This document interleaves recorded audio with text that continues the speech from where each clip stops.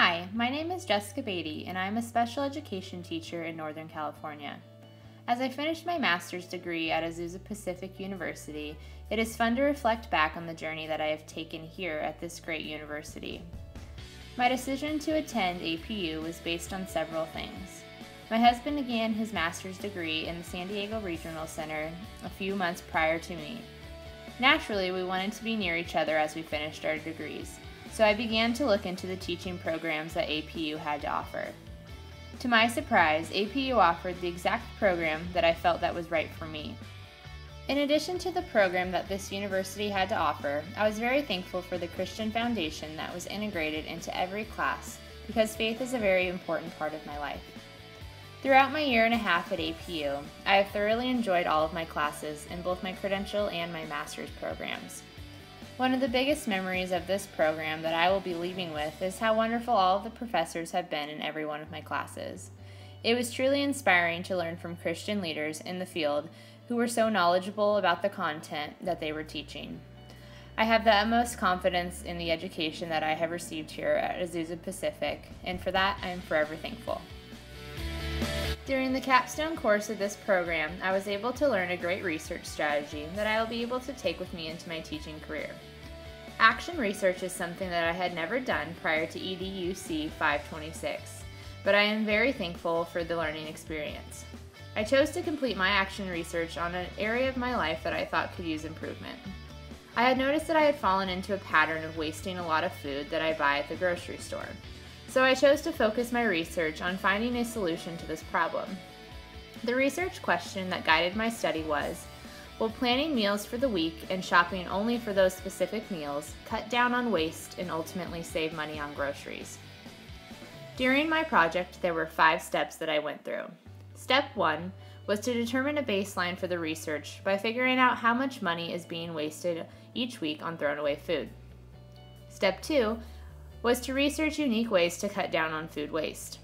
Step 3 was to narrow down the possible solutions and execute.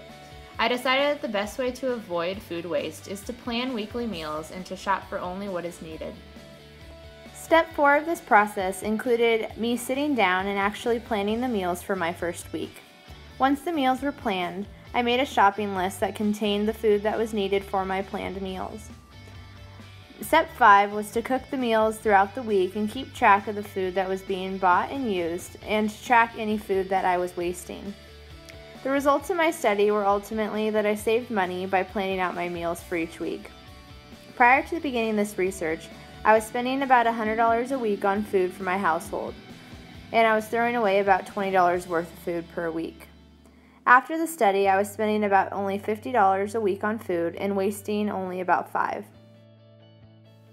Overall, this study was very useful, and I plan on continuing this strategy of preventing waste into my everyday life.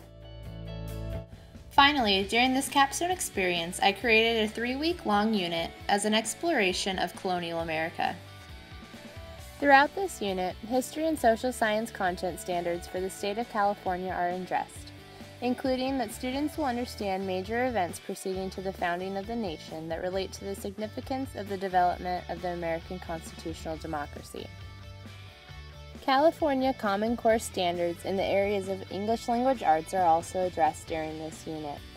In particular, lessons in this unit focus on standards that cover reading comprehension as well as vocabulary for domain-specific social studies.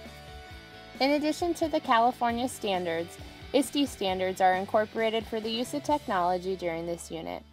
These standards help students touch on areas such as creativity and innovation, communication and collaboration, research and information fluency, and critical thinking, problem solving, and decision making. Technology is incorporated in all parts of this unit, giving students a unique opportunity to connect technology to their learning. Throughout the unit, Bloom's taxonomy is used for students to reach their learning to a higher level.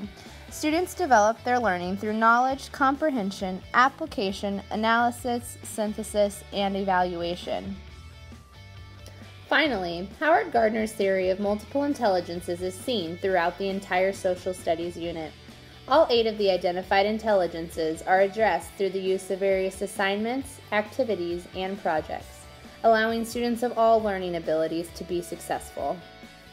There was a time in our history, and even fairly recently, where all students were expected to learn in the same way. Fortunately, we have made a great deal of progress, and we are getting to a place where creativity is encouraged and uniqueness in our students is embraced. Over the course of 3 weeks, students will take a journey back in history to colonial America. As they take this journey, students of all intelligences will have opportunity to be successful and, more importantly, feel like the assignments were created for them. For students that identify with the interpersonal intelligence, there are many opportunities for group work. Students will collaborate with their peers to create several aspects of the unit's assignment. For students that closely align with the naturalist intelligence, there is an activity where students make a visual representation of one of the colonial regions by creating a map. This allows learners in this intelligence to use their natural ability to categorize and create something that relates to nature.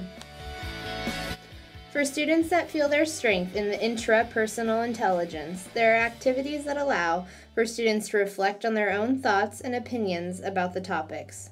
For example, at the end of the unit, students are given a survey where they can independently reflect on what they learned. Verbal linguistic learners will have plenty of opportunities to use their natural strengths as well. There are several short oral presentations at different points throughout the 3 weeks. Students will use presentations to share information with one another, and the information can be used during their final project. Kinesthetic learners will be able to show their strengths when the class creates a reenactment of colonial America that will be recorded and used for a later part of their project. For the visual learners in the class, they will be given the opportunity to create a mind map that allows them to visually represent and organize the information that they have learned throughout the unit.